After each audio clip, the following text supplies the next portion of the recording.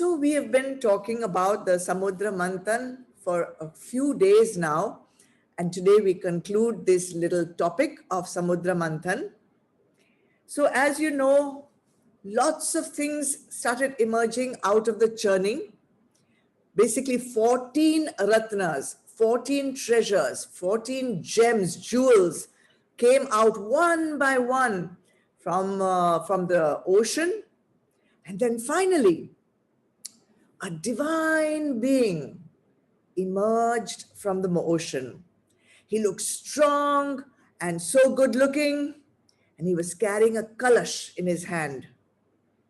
The person was Dhanvantari, the god of medicine, which is another avatar of Bhagwan Vishnu. In the kalash, he was carrying the Amrit, the nectar of immortality, and also carrying with him a book of medicine on Ayurveda. As soon as the Asurs saw Dhanvantari coming with that kalash full of Amrit, they grabbed the pot from his hands and immediately they started fighting with each other of who is going to drink this nectar first.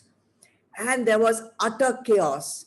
They were quite sure they were not going to share this kalash, this nectar with the Devas. The Devas were flabbergasted. They didn't know what to do. And so they all rushed as usual to Bhagwan Vishnu. Bhagwan Vishnu said, okay, I know what to do. Bhagwans always know what to do. And Bhagwan manifested himself in the most bewitching avatar of all his avatars. He became a beautiful, sensuous, charming woman because he knew that asuras have a weakness for beautiful, sensuous women. The beauty of this woman was not of a sattvic kind at all. It was more rajasic, like a temptress. It was Bhagwan Vishnu's Mohini avatar. Look at the name, Mohini. Mohini, the one who creates moha, the one who creates delusion in the minds of men. The Shastras have given us several examples of even spiritually evolved persons, even rishis and gods who have fallen in patan just because of their passionate desire and attachment for a woman. When man is so overpowered by passion, lust, attraction to women, he loses his entire ability for rational thinking. And when you lose your ability for rational thinking, you know, in Bhagavad Gita we have learnt, you meet your patan, you meet your downfall. Anyway, so this is the avatar that Bhagwan Vishnu took, obviously, for the downfall of the Asuras. When the Asuras saw this beautiful woman, Mohini avatar, they completely lost their senses. And as I said, they lost their rational thinking, fighting for this Amrit for so long, done so much Purusharth to get this Amrit. And what do? They go and offer that pot of Amrit to Mohini. They ask her to decide who will get this Amrit first.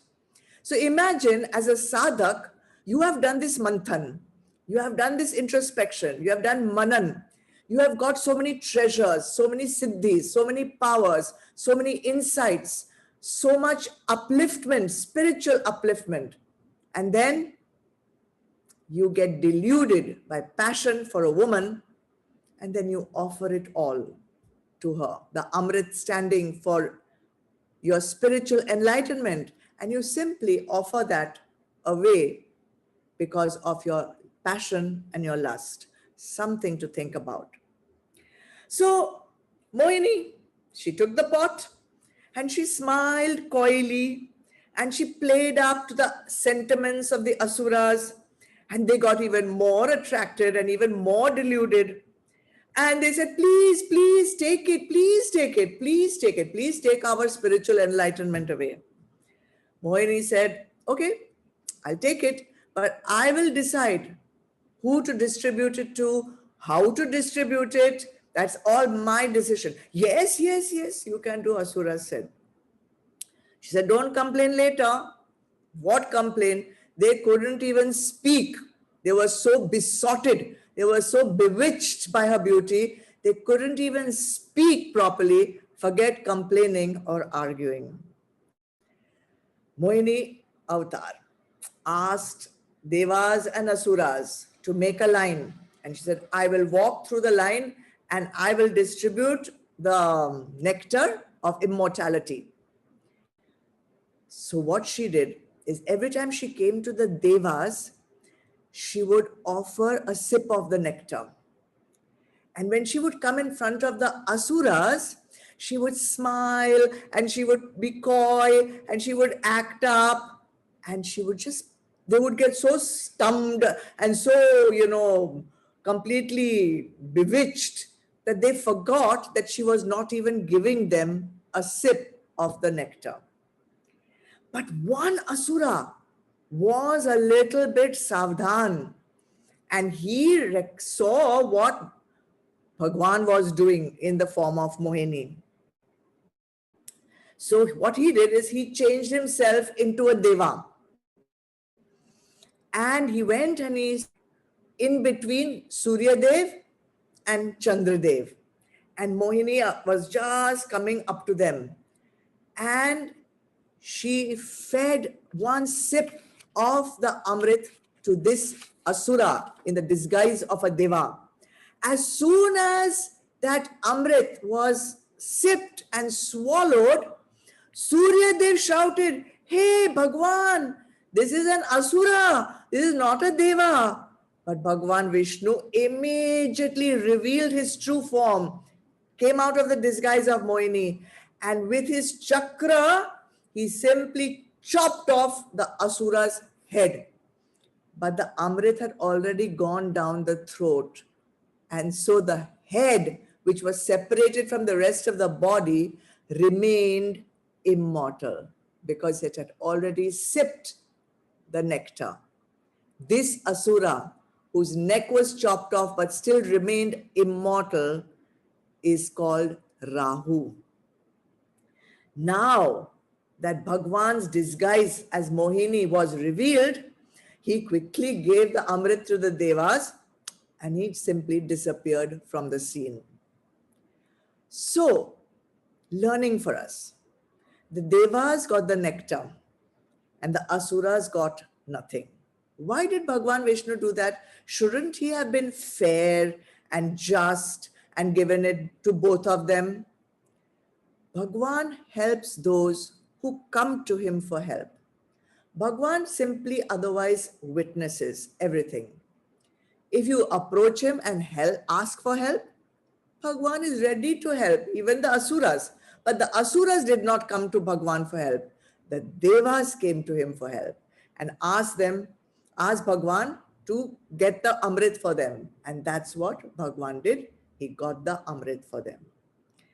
This nectar of immortality represents our spiritual enlightenment, liberation, immortality. Why immortality? Because once you are enlightened, you get moksha and you merge with Brahma. But this can happen. You have to earn it for it to happen. You have to do your full Purusharth, sadhana, your tapasya, your seva. And when all this happens, you can also sip the nectar of immortality and achieve your liberation. My prayer for each and every one of you. And that concludes the Katha of Samudra Manthan. Tomorrow, something else but connected to the Samudra Manthan.